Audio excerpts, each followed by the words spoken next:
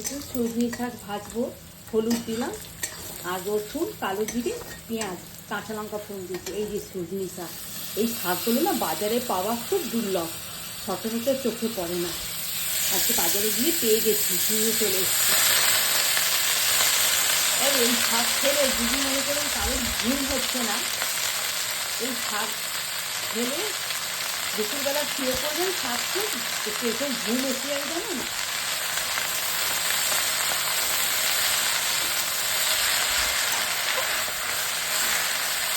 সেকেন্ডে হয়ে যায় শাকটা,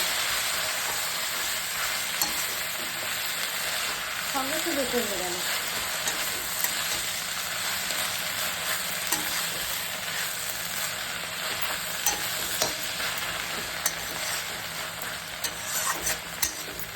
কতটুকু হয়ে গেল দেখবেন আরও কমে যাবে।